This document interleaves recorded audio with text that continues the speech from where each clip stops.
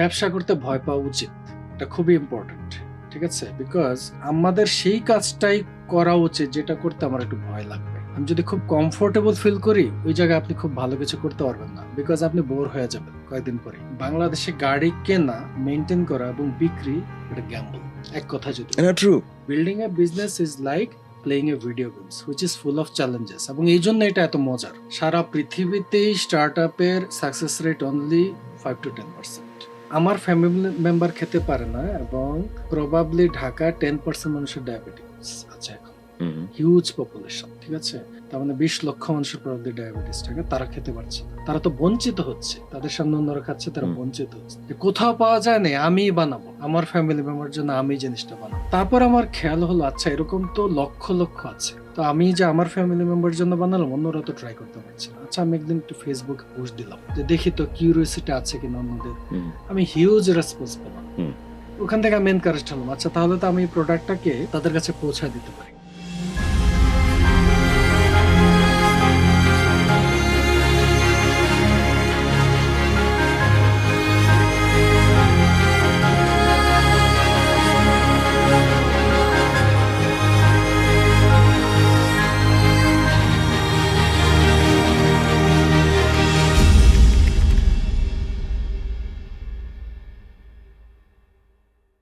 বাংলাদেশে যারা ব্যবসা করেন তাদের অদম্য একটা সাহস দরকার হয় এবং খুবই কমপ্লিকেটেড একটা টাইম পার করতে হয়।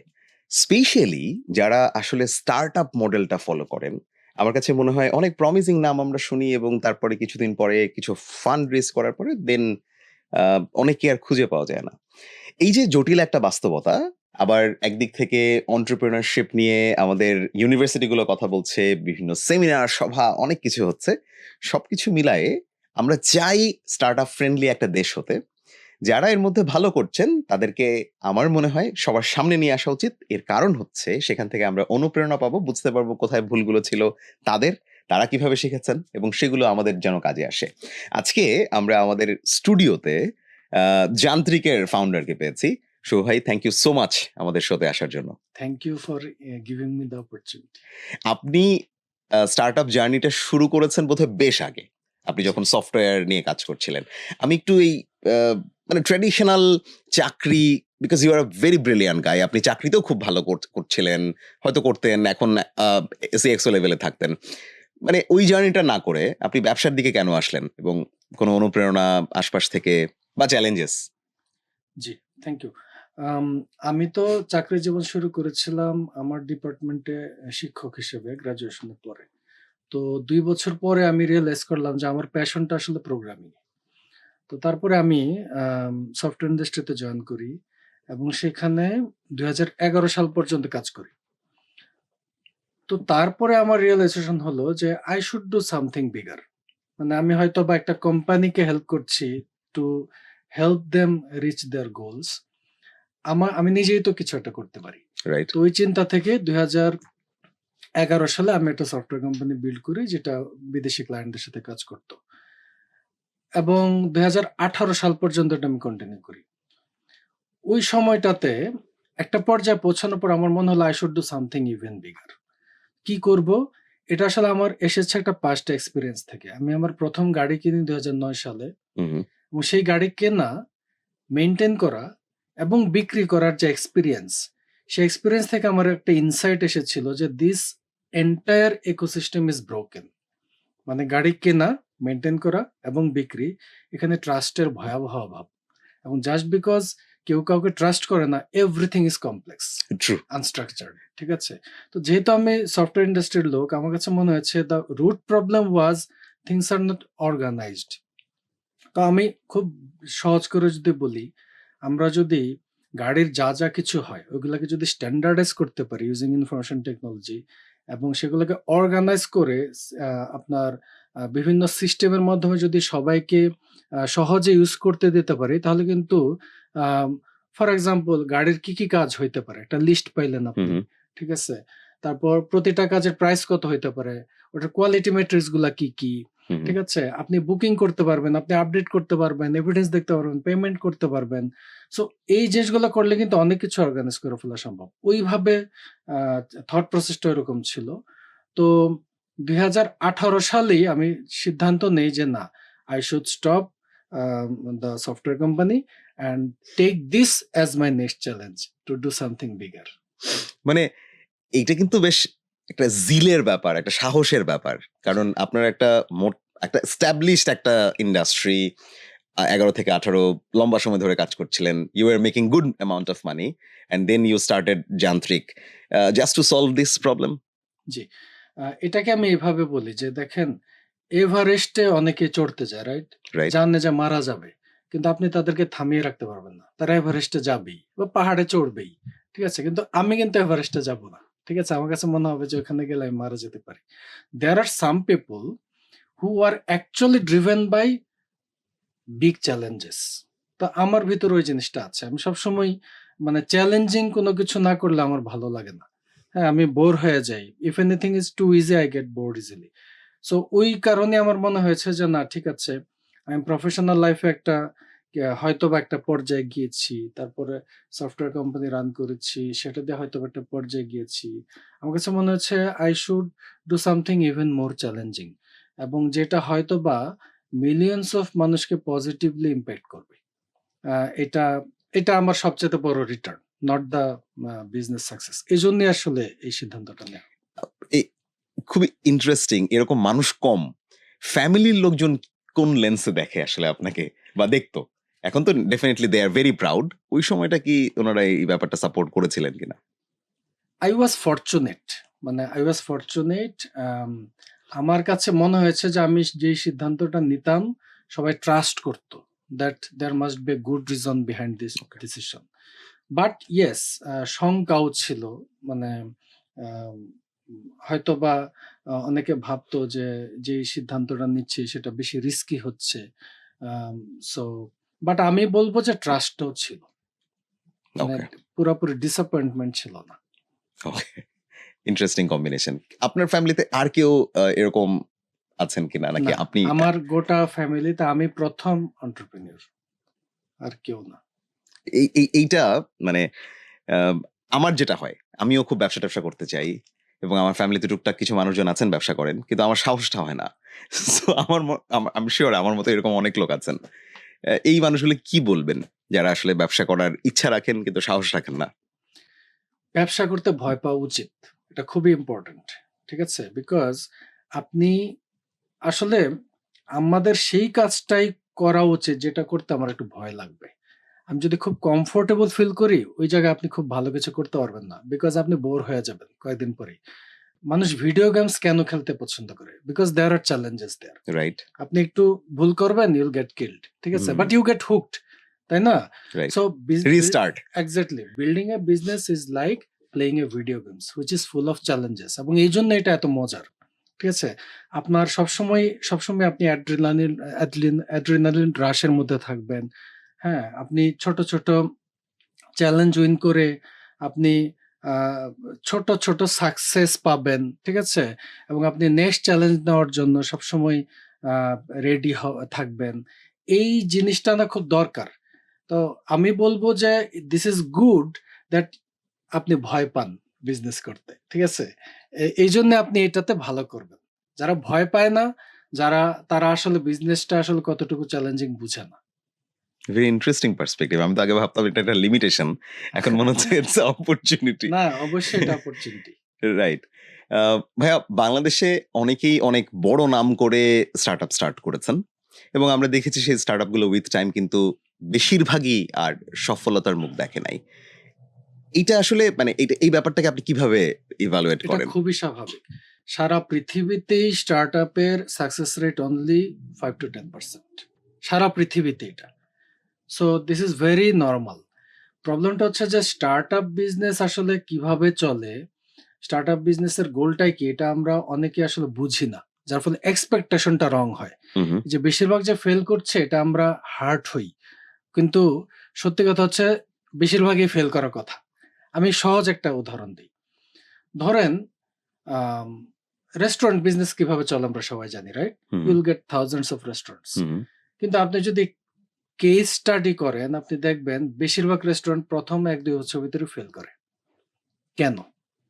There are lots of reasons hmm, hmm. obviously. কিন্তু আমরা কিন্তু বলি না যে রেস্টুরেন্ট বিজনেস ফেল করছে, আমরা খুব হতাশ।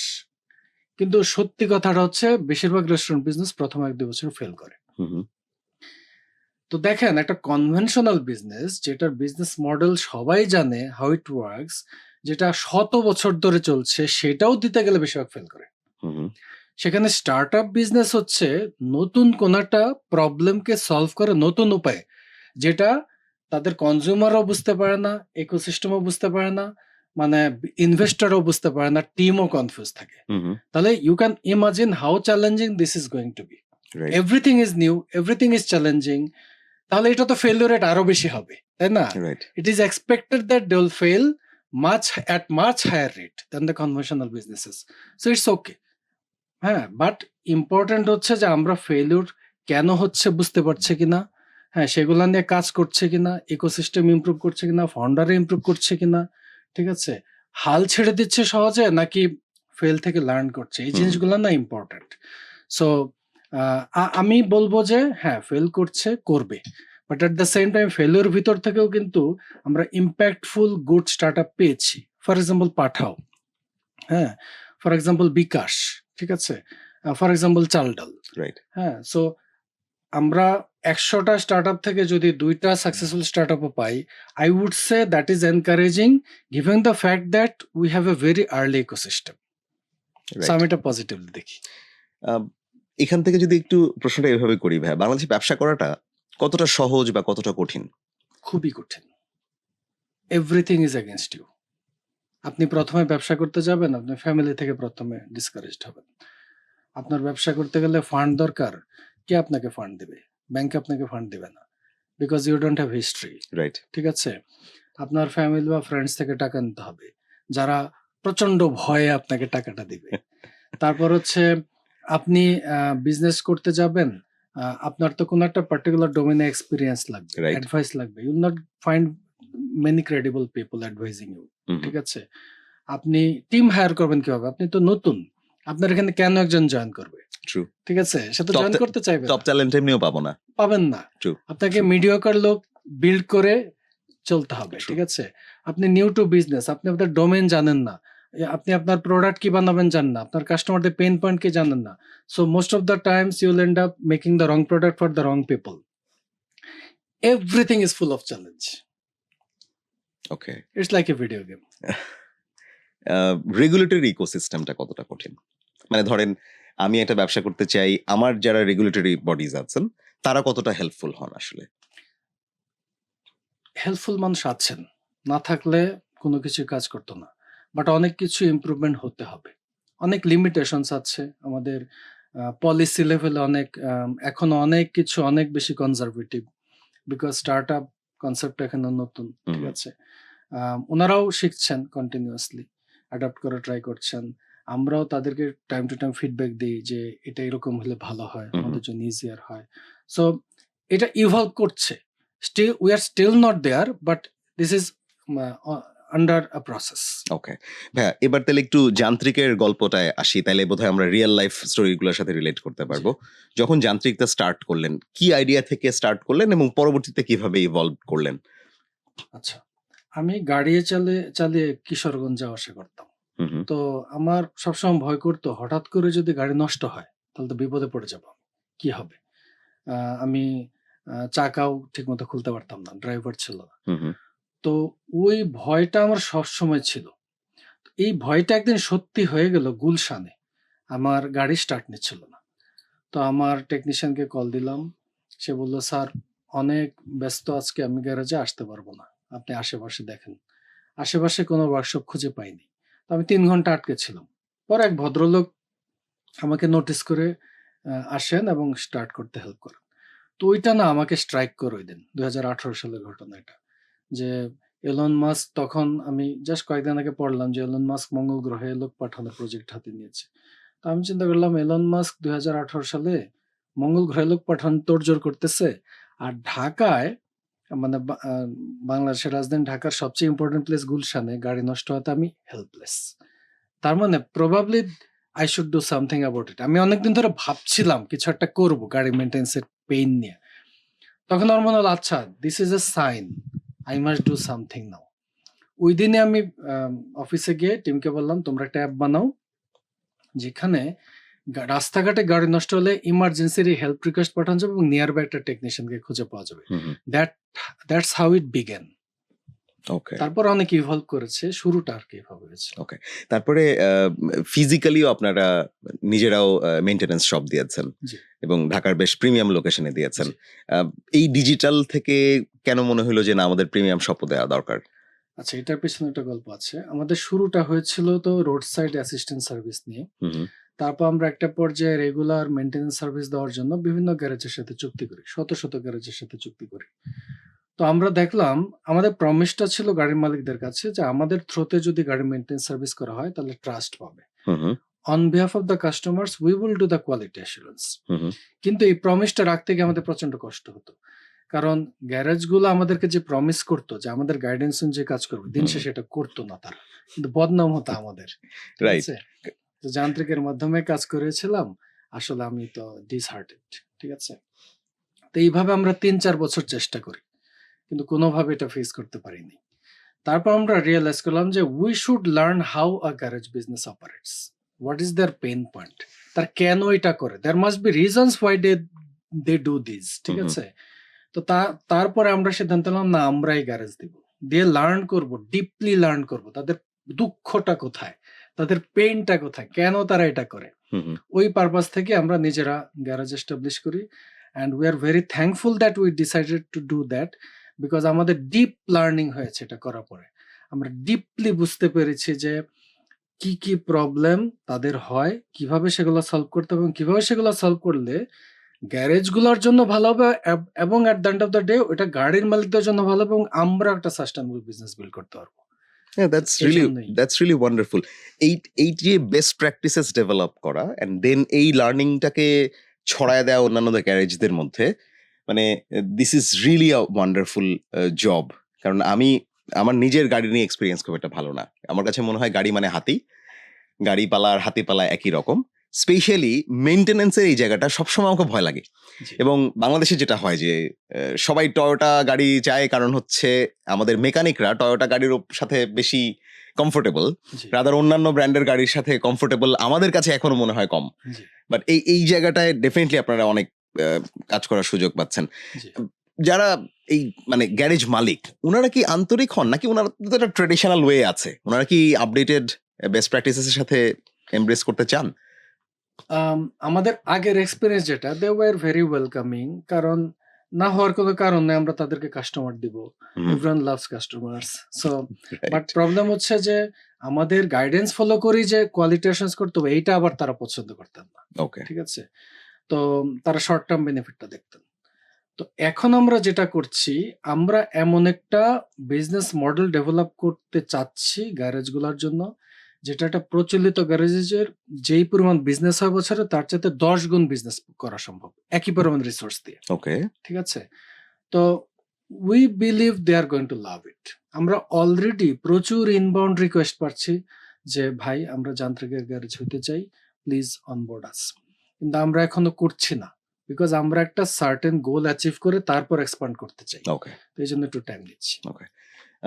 রিসেন্টলি আপনার একটা নতুন মডেল নিয়ে কাজ করছেন। আমি জানি না হাউ রিসেন্ট, আমার চোখে রিসেন্টলি পড়ছে। জি।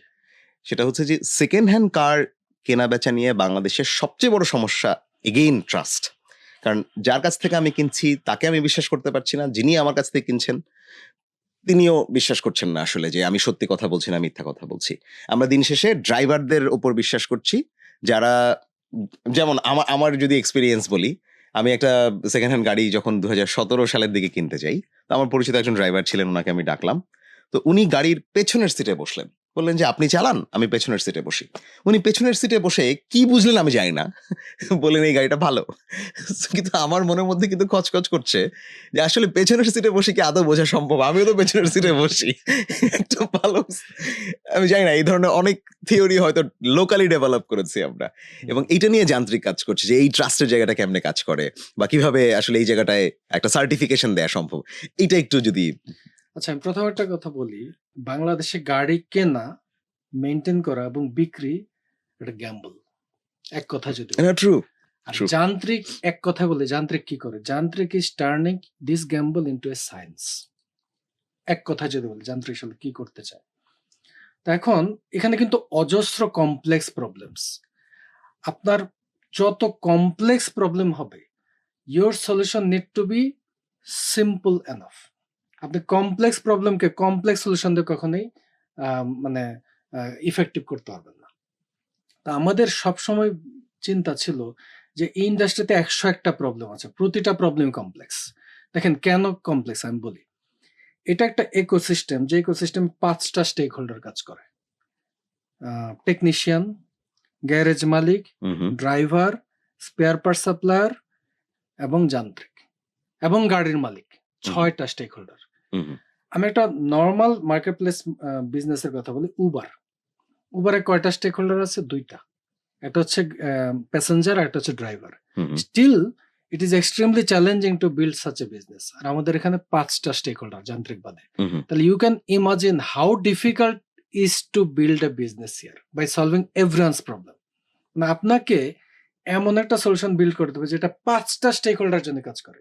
একটা স্টেক হোল্ডারের যদি অসন্তুষ্ট হয়, এটা কাজ করবে না। True. This is how challenging our domain is. ঠিক আছে? তো আমাদের সবসময় ভীষণ ছিল একটা সিম্পল সলিউশন বিল্ড করা যেটা ট্রাস্ট প্রবলেমকে সলভ করবে। ওইখান থেকে ওই মডেলটা আসছে যে আমাদের রুট প্রবলেমটাকে, no one is trusting here. So আমি যদি সার্টিফাই করে একটা গাড়িকে, আপনি যখন একটা গাড়ি কিনতে যাবেন, আপনার চ্যালেঞ্জ কি? আপনি কিন্তু ট্রাস্ট করতেছেন না সেলারকে। অ্যাবসলিউটলি, কারণ আপনি কিনে নিয়ে যাবেন, 2 দিন পরে গিয়ারবক্স নষ্ট হলে উনি দায়িত্ব নেবেন। এটা অ্যাবসলিউটলি। কিন্তু ভালো ভালো কথা বলে হুম, বিক্রি হুম। করে দিছে। ঠিক আছে? সো যান্ত্রিক যদি এখানে এসে বলে যে সালমান ভাই, আপনার গাড়িটার হেলথ কন্ডিশন হচ্ছে 8 আউট অফ 10, হুম আমি গাড়ির 25টা অংশ চেক করেছি, প্রতিটা অংশের হেলথ কন্ডিশন হচ্ছে এত পার্সেন্ট, হুম এবং আপনার গাড়ির গিয়ার বক্স 2 বছর ভালো চলবে, হুম। ইঞ্জিন 4 বছর ভালো চলবে, ঠিক আছে, বা ইন টার্মস অফ কিলোমিটার এত হুম। 1000 কিলোমিটার ভালো চলবে। এর আগে যদি কিছু হয়, আপনি যান্ত্রিকরে ধরবেন, হুম। আমি লায়াবিলিটি নিচ্ছি, হুম। আমি ক্ষতিপূরণ দেবো এত পার্সেন্ট। হুম। তাহলে কি আপনি নিশ্চিন্তে কিনতে পারবেন? আপনার Absolutely. ট্রাস্টের দরকার নাই, গাড়ির মালিক হুম। কি বলতেছে দরকার নেই। True. যান্ত্রিক আপনাকে কি রিপোর্ট দিছে, you can depend on it because you are covered. True. তাহলে আপনার প্রবলেম কিন্তু সলভ হয়ে গেল, উনার প্রবলেমও কিন্তু সলভ হয়ে গেল, গাড়ির মালিকও কিন্তু গাড়ি বিক্রি করে দিতে পারবে, কারণ ওনাকে ফাস্টার বিক্রি করতে হ্যাঁ, পারবে। ওনাকে তো কেউ Yeah. ট্রাস্ট করতেছে না। Yeah. না, যখন যান্ত্রিক তাকে সার্টিফাই করতেছে, উনি তো ফার্স্ট সেল করে দিতে পারবে, কারণ দুইজন প্রবলেম সলভ হবে। রাইট। আবার আপনি গাড়িটা যখন মেইনটেইন করবেন, তখনও তো আপনার কোনো টেনশন নাই, কারণ আপনার তো কভার্ড গাড়ির 25টা অংশ। Exactly. So if anything gets, আপনার কোনো কিছু যদি নষ্ট হয়ে যায়, আপনি তো যান্ত্রিক থেকে ক্লেম করতে পারছেন। সো দেখেন, one single solution is solving 3 persons problems. True. So আমাদের ভিশনটা হচ্ছে এটাই, যে আমরা যান্ত্রিক সার্টিফিকেশন দিয়ে গাড়ি কেনা, মেইনটেনেন্স এবং বিক্রি সবকিছুকে সলভ করে দিতে চাই। দিস ইজ রিয়েলি ওয়ান্ডারফুল এবং ভেরি ইফেক্টিভ। আমি নিজে যখন আপনার ফেসবুকের ওই নোটিফিকেশনটা পাইলাম এবং আমি ডিটেল পড়ার পরে আমার কাছে মনে হচ্ছে আমি যদি নেক্সট টাইম গাড়ি কিনি, আমি যান্ত্রিক থেকে কিনবো, এবং ভাইকে বলবো যে ভাই একটু ডিসকাউন্ট আমার মনে দেন। হয় কাজ করবে। মানে দিস ইজ অ্যাকচুয়ালি ওয়ার্কিং। যে জায়গাটা একটা হয়তো লিমিটেশন আছে, সেটা হচ্ছে মানুষের কাছে কতটুকু পৌঁছাচ্ছে, এন্ড ইউজারদের কাছে, so that they get to know about it. এই জায়গাটা বোধহয় একটা চ্যালেঞ্জ আছে। ভাই, বাংলাদেশের সেকেন্ড হ্যান্ড মার্কেটটা বা সেকেন্ড হ্যান্ড গাড়ির মার্কেটটা, এটা কত বড় একটা মার্কেট বাংলাদেশের? প্রতি বছর 1,20,000 গাড়ি কেনা বেচা হয়, শুধু private car. Okay, $2 billion market শুধুমাত্র এখানে। It's quite big. Quite big, and it is increasing year after year. That's really promising. আমাদের দেশের টয়োটা বাদে অন্যান্য গাড়িগুলোর ভবিষ্যৎ কি? এখন যদিও দেখছি অনেক হাইব্রিড গাড়ি আসছে, এবং মানুষের মধ্যে টেনশনও আছে যে হাইব্রিড গাড়ি নষ্ট হলে কোথায় কি ঠিক করাবো। আবার ফুল ইলেকট্রিক গাড়িরও হয়তো সামনে সম্ভাবনা আছে।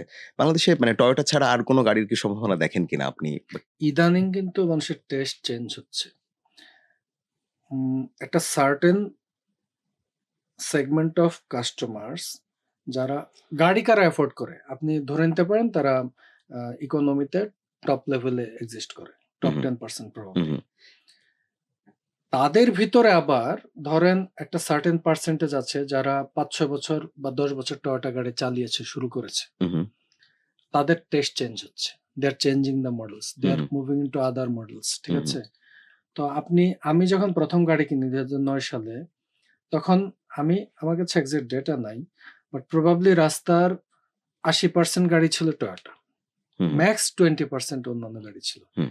এখন প্রবাবলি 50% টয়োটা আর 50% অন্যান্য গাড়ি। অন্যান্য গাড়ি। মানুষ কিন্তু এখন ভ্যারিয়েশন ট্রাই করছে। হুম। যেমন আমার আগের গাড়ি ছিল টয়োটা, এখন অন্য গাড়ি। আমি আগে চিন্তাও করি নাই, এখন চিন্তা করছি।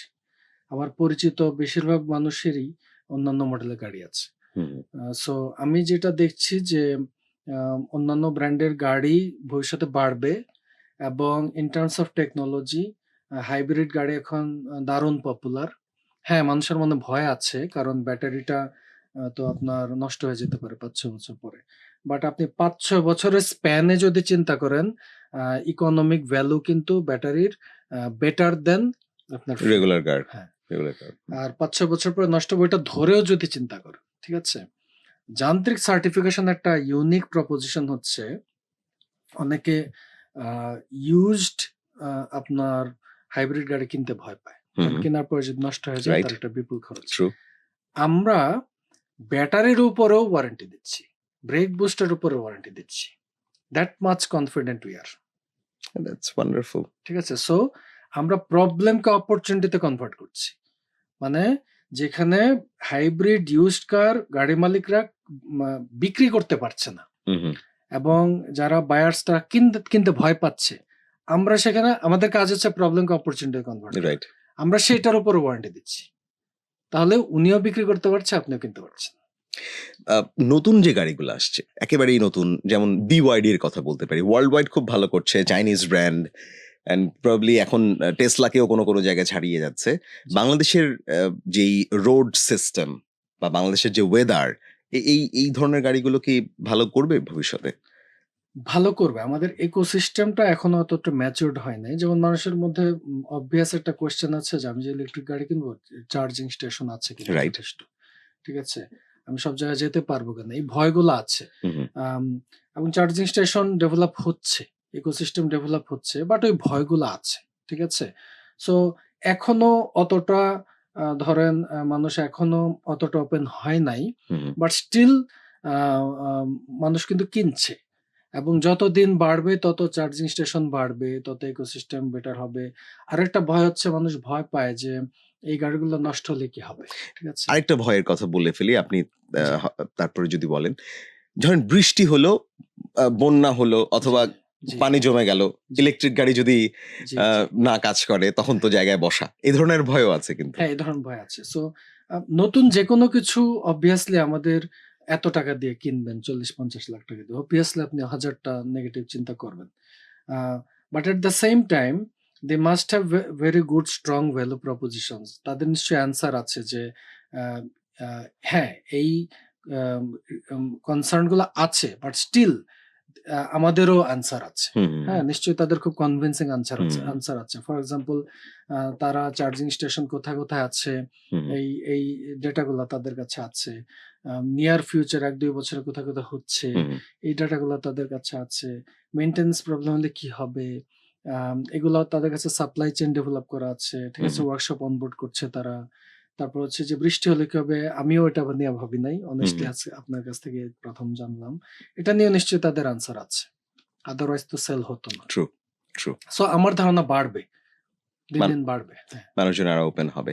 জি, যান্ত্রিকের আরেকটা রিসেন্ট যেটা কাজ, সেটা হলো ক্রাউড ফান্ডিং। জি, এই জায়গাটায় এই অভিজ্ঞতাটা একটু শুনতে চাই যে বাংলাদেশের মার্কেটে, বাংলাদেশে ইউজুয়ালি যেটা হয় যে আমরা খুব টেনশনে থাকি, আমার টাকা ইনভেস্টমেন্ট কোথায় করব। কারণ সঞ্চয়পত্রে there is a limit. Share মার্কেটে উই আর নট কনফিডেন্ট, এবং উই হ্যাভ সিন যে মানুষজন টাকা ঢেলে তারপর পুরো টাকাটাই গায়েব হয়ে গেছে। So it's a very difficult situation বাংলাদেশের সাধারণ মানুষের জন্য টু ইনভেস্ট। তার হয়তো ২ লাখ টাকা আছে, তার হয়তো ৫ লাখ টাকা আছে, এইটুকুই হয়তো, কিন্তু এই সংখ্যাটা আবার অনেক বড়। জি, যান্ত্রিক এইটাকেও একটা প্ল্যানের মধ্যে নিয়ে আসছে। জি। আমাদের কাজই হচ্ছে প্রবলেমকে অপরচুনিটিতে কনভার্ট করা। দেখেন, ব্যাংকে আইডল মানি যাদের আছে তাদের প্রবলেম কি? They are not able to grow their true. Money. In fact devalue হচ্ছে, তাই না? ডিভ্যালু হচ্ছে, এক্স্যাক্টলি। হচ্ছে। ইনফ্লেশনটাকে কনসিডার হ্যাঁ, করলে আসলে ডিভ্যালু হচ্ছে। এবং অজস্র মানুষ এখন ব্যাংকের ইন্টারেস্ট পেতে চায় না। ঠিক আছে? Due to religious reasons. Right. তাহলে উল্টা ইনফ্লেশনের কারণে প্রতি বছর 10% ভ্যালু কমছে। ট্রু। এখন ওই লোকটা সেই টাকা কোথায় ডিপ্লয় করবে? বিজনেস তো খুবই কঠিন, কৃষক মানুষ তো বিজনেস করে না, ট্রু। তাই না? তাহলে মানুষ ব্যাংকে টাকা রেখে তো দাম কমছে, দে প্যানিকড এখন আসলে। এখন কোথায় ডিপ্লয় করবে? ট্রাস্ট টুয়ার্ড দি বিজনেসও তো কম। সো এটা হচ্ছে যাদের আইডল মানি আছে তাদের প্রবলেম। আচ্ছা, এবার যারা গাড়ি বিক্রি করতে চায় তাদের প্রবলেম কি? আমরা অ্যানালাইসিস করে দেখেছি 3 থেকে 6 মাস সময় লাগে একটা গাড়ি বিক্রি করতে গুড প্রাইসে। মানে ডিসিশন নেয়ার পর থেকে গুড প্রাইসে আপনি বিক্রি অনেক করা কম দামে পর্যন্ত। বিক্রি করতে পারবেন, কিন্তু আপনি তো অনেক কম দামে বিক্রি করতে চান না, রাইট। ঠিক আছে? চরম বিপদে না পড়ে। হুম হুম। গুড প্রাইসে বিক্রি করতে 3 থেকে 6 মাস সময় লাগে। This is a huge time, ঠিক আছে? True true. এখন মানুষের টাকা দরকার হয়। আপনার একটা গাড়ি পছন্দ হয়েছে, আপনি কিনবেন, বেচতে পারতেছেন না, আপনি কিভাবে কিনবেন? ট্রু। ঠিক আছে, রিয়েল প্রবলেম। আবার যারা কিনতে চায় তাদের প্রবলেম কি? তারা ট্রাস্ট করতে পারছে না, এই জন্যই তো বিক্রি করতে সময় হুম। লাগে। তারা ট্রাস্ট করতে পারে না। আমাদের গোল হচ্ছে এমন একটা ইকুয়েশন ডেভেলপ করা যে ইকুয়েশনে সবার সব প্রবলেম সলভ হবে। So it's not about solving the trust problem, it's about solving the financial problem also. Hmm. এখন দেখেন, আপনি চান গাড়ি বিক্রি করতে, পারলে আজকে বেচে দিতে চান, হুম। ঠিক মানে আছে? যখন ডিসিশনটা নিতে হ্যাঁ। হয় আমার গাড়ি বেচতে হবে, হ্যাঁ, পারলে তখন 24 তো ঘন্টা বিক্রি রাইট করতে নাও। চান। রাইট। তার মানে আমি যদি আপনার এই প্রবলেম সলভ করতে চাই, আমাকে 24 ঘন্টায় কিনে নিতে হবে গাড়িটা। Hmm hmm. That's when you will be happy, hmm hmm. ঠিক আছে? আচ্ছা, সো আমরা একটা হাইপোথেসিস বিল্ড করলাম যে আচ্ছা আমরা 24 ঘন্টায় গাড়ি কিনবো, তাহলে আপনি খুশি, হুম। ঠিক আছে? অ্যাজ হুম। এ সেলার হুম হুম। আপনাকে খুশি বানাইলাম। এবার যিনি গাড়ি কিনতে চান তাকেও তো খুশি বানাইতে হবে। So True. দেয়ার কাম সার্টিফিকেশন। হুম হুম। তাহলে আমি ওনাকে সার্টিফাই করে বিক্রি করব, উনি খুশি, হুম হুম। ফের পাইছে। আচ্ছা, আমি যে গাড়ি কিনবো আমার তো টাকা লাগবে, হুম হুম। আমার তো শত শত সেলার আছে, ভরে যাবে ভাই আমার গাড়ি কিনেন, হুম। আমি এত টাকা কই পাবো? মানে এক পর্যায়ে শত শত কোটি টাকা লাগবে। হুম। এখন আমরা তো স্টার্ট আপ গুলোর তো ফিজিক্যাল অ্যাসেট থাকে না, হুম। ব্যাংক গুলো তো ফাইন্যান্স করবে না আমাকে, হুম। প্রচলিত ব্যাংকিং সিস্টেম আর ফাইন্যান্স পাবো রাইট। না। কিন্তু আমার এক পর্যায়ে শত শত কোটি টাকা লাগবে গাড়ি কেনার জন্য, হুম হুম। আদারওয়াইজ আমি আপনার গাড়ি কিনতে পারবো না। হুম হুম। তখন আমরা চিন্তা করলাম, ওকে, মানুষ কি চায়? মানুষ শর্ট টার্ম ইনভেস্টমেন্ট চায়, যেটা ট্রেসেবল, যেটা রিলায়েবল, হুম এবং যেটা একটা এস্টাবলিশড বিজনেস মডেল। হুম। হুম। গাড়ি কেনা এবং বেচা একটা এস্টাবলিশড বিজনেস মডেল পৃথিবীতে 50 বছর ধরে হচ্ছে। ইভেন আপনি ঢাকা অজস্র শোরুম পাবেন যাদের কাছে গেলে গাড়ি বিক্রি করা যায়। True. যারা আপনার গাড়ি কিনবে তারা বিক্রি করবে। So True. This is an established business model. Hmm hmm. এবং প্রচুর মানুষ ওদেরকে ফাইন্যান্স করে। হুম হুম। হ্যাঁ, মানে একটা শোরুম মালিক যিনি পুরাতন গাড়ি কেনা বেচা করছেন, উনিও কিন্তু গাড়ি কেনার জন্য মানুষের কাছ থেকে টাকা নেন, বিক্রি করে প্রফিট শেয়ার True. করেন। So this is an established business model. So আমরা যেটা চিন্তা করলাম, ওকে, আমরা তাহলে নতুন কিছু করছি না, ওনারা যা করছেন সেটাকে ডিজিটাইজ করছে, হুম। যান্ত্রিক একটা ব্র্যান্ড, পিপল ট্রাস্ট আস, হুম। ঠিক আছে? সো আমরা এটা করি যে একটা গাড়ি আসছে, সালমান ভাই গাড়ি বিক্রি করতে আসছে, গাড়িটা 15 লক্ষ টাকা দাম, আমাকে 24 ঘন্টার ভিতর পে করতে হবে।